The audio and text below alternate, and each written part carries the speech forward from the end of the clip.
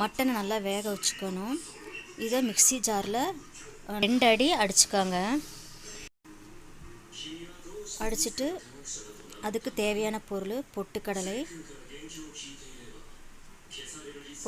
நைஸாக அரைச்சிக்கணும். அதுக்கப்புறம் வெங்காயம், கொத்தமல்லி தழை,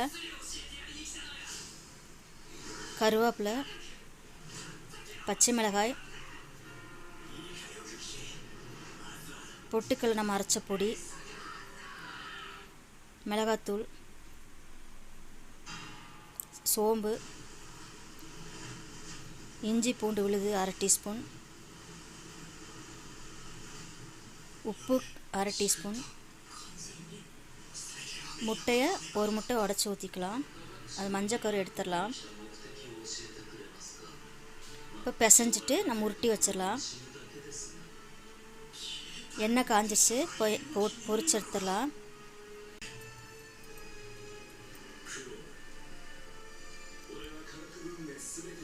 திருப்பிடலாம். ஒவ்வொன்றா போடுங்க, பார்த்து போடுங்க. இப்போ திருப்பி போடலாம்.